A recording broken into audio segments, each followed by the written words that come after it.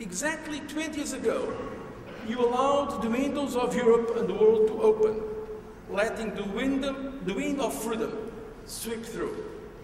Your immense contribution to that historic event cannot be overstated, and will forever guarantee you, dear Mikhail Gorbachev, a place deep in the heart of Germans and Europeans likewise, in the East and in the West. It was your leadership, your sense of responsibility, that eventually met the East German people's desire for freedom.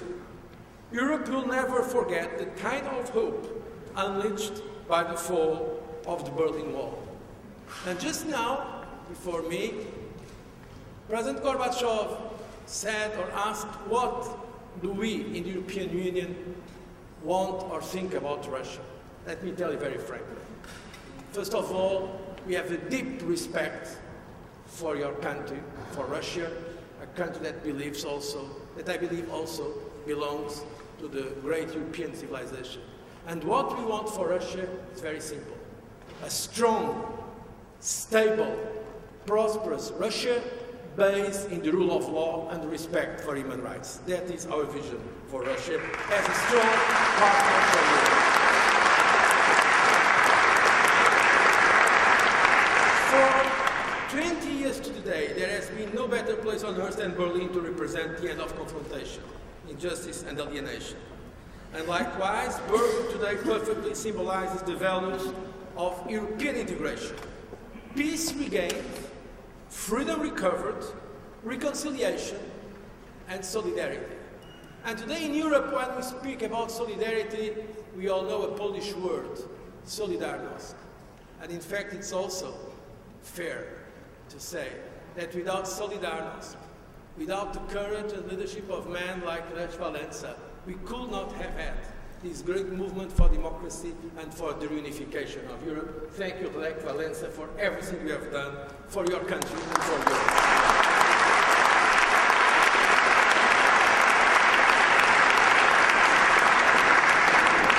The European project and European integration has been a peacemaker for over half a century. Peace was the overarching objective of European integration from day one. In the mind of Jean Monnet, Robert Schuman, Konrad Adenauer, Alcide de Gasperi, and many others. The idea was to do it through economic integration, but economic integration was a means. The end was a political peace project. You are all experts in peace, so I do not need to persuade you, but we must never stop recalling to our citizens, and notably to the young generation, that peace is and will remain not the only one, but Europe's most fundamental raison d'être. Europe has of course brought peace within to its own member states, but it has equally brought peace to its neighbors, as we have seen with the return to democracy and freedom of Central and Eastern European countries that became now full members of the European Union. And the same we are doing today in the Balkans, for instance. Europe equally has a role to play in bringing stability to the world. Chancellor Willy Brandt, who was also mayor of Berlin, put it like this when he accepted the Nobel Peace Prize in '71. I accept this honor, Willy Brandt said, with a sense of the common ties linking me to all those, wherever they may be, who are doing their utmost to build a peaceful Europe and to make European solidarity serve the cause of world peace.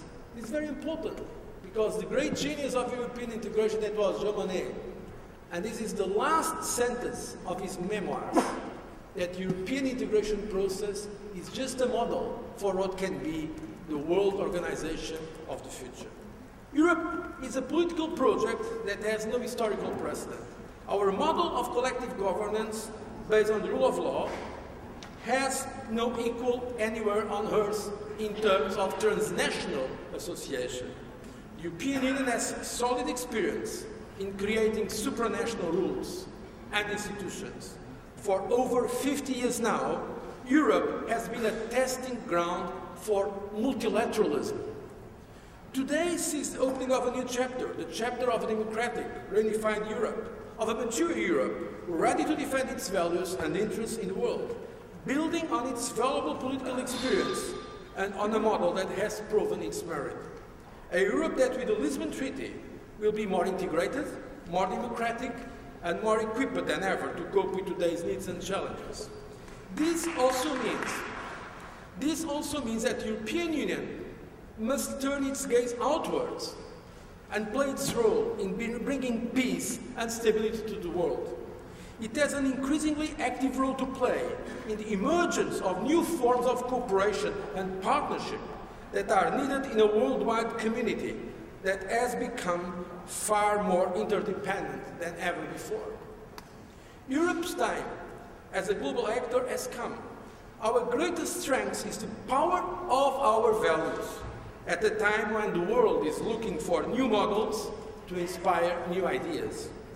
Globalization has developed spontaneously, without rules nor guiding principles. I firmly believe that Europe should be in the forefront of developing a new globalization based on the values of human dignity, peace and freedom, and on the principles of global solidarity and global responsibility. Europe must assume co-leadership in world affairs, not imposing solutions, but giving advice, modest advice, on how to tackle the problems in a responsible and global way. Europe can be a fully credible champion of human rights and development, particularly in the fight against poverty in Africa and elsewhere. I think it was Mr. Muhammad Yunus who said that one of his dreams was to see the Museum of Poverty, of Global Poverty.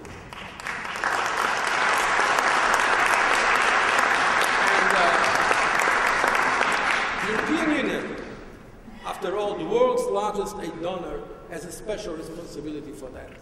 We have today so many beautiful museums.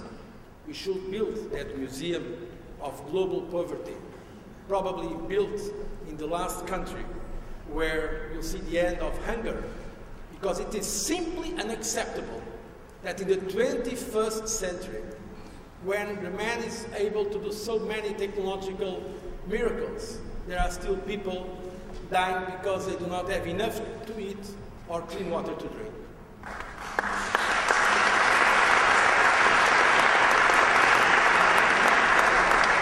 World peace is under threat today, from regional conflicts, of course, but also from the proliferation of nuclear arms, energy insecurity, ecological disasters, poverty, and pandemics. These threats concern every country on this planet, and no country can face them on its own. Global challenges call for global solutions, forged jointly in a spirit of partnership and openness. The fight against climate change is a perfect example of this. I am sure we are all delighted that in 2007 the Nobel Peace Prize was recognizing the urgency for the world to fight climate change. We are well aware that the disruption of our climate will be felt most acutely in the poorest countries and will severely compromise peace, stability, and security in the world. The Copenhagen conference will be decisive, not only from an environment point of view, which is of course very important even from an existential point of view, the future of our planet, but also for our development agenda and our peace agenda. It is also about food security. It is also about fighting poverty, our agenda against climate change. To curb climate change, a global effort is needed, and the burden must be shared equitably. The European Union is ready for Copenhagen. A few days ago, the European Union's head of state and government agreed on the offer they will put forward at the negotiation table. What we would like to be able to do is to look our international partners in the eye and say, Europe has done its bit, now it's your turn. We have to tackle all this together. Last week I was in Washington with President Obama and in New Delhi with Prime Minister Singh. Even if there are still important difficulties to overcome, I am more confident today that we will reach agreement in Copenhagen on the fight against climate change. Ladies and gentlemen, as I said, Europe is opening a new chapter. The Lisbon Treaty is about to come into force. It will endow the European Union with new foreign policy instruments, a greater capacity to act, and a clearer position in external affairs. We will have no more excuses to delay turning Europe into a more coherent and more effective actor on the international scene, and rightly so. Because in Europe, we should remain committed to an open world and not just close for ourselves. I am one of those who fought for this treaty and defended it for years. What makes it so important is that, to me, it is the achievement of a European Union built on the rule of law and respect for human rights, two fundamental principles for societies living in peace with themselves and those around them. This is how the European Union intends to consolidate its bridges towards peace and freedom. I'd like to thank you to allow me today to give you this European Union perspective of the great tasks of the world of tomorrow. I wish you a very successful meeting. Thank you.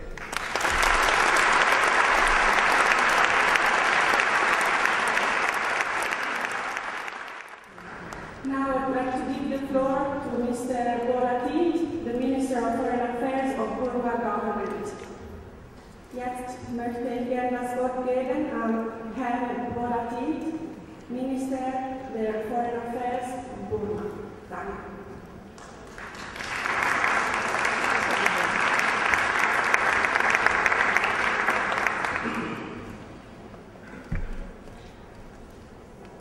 Esteemed President Ricardo Rocha, Subaltern of the Honorable Nobel Peace Laureates, distinguished guests, ladies and gentlemen, on behalf of our leader and your fellow Nobel Peace Laureates of 1991, Aung San Suu Kyi,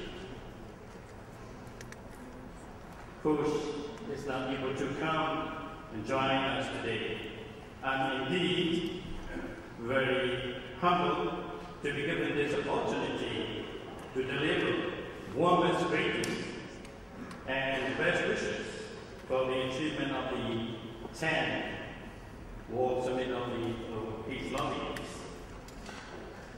From this significant gathering of the Nobel Peace Laureates and eminent international leaders, we, along with Aung San Suu Kyi, hope and wish that brilliant ideas for the better world without violence will surely emerge. While we all gathering here today had enjoyed the 20th celebration of the historic fall of the Berlin Wall yesterday,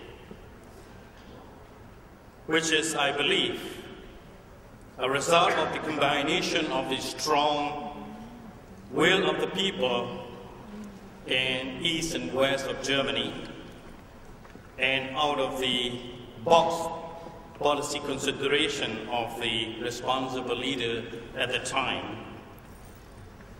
Your fellow Aung San Suu Kyi is trying to tear down the invisible wall of mistrust and fears and build a bridge of confidence between the tyranny and democracy and peace-loving people of Burma, so that Burma could become a nation of human rights without violence in the future. I hope that you all are aware of the fact that the military authority extended 18 months for the house arrest for Aung San Suu Kyi.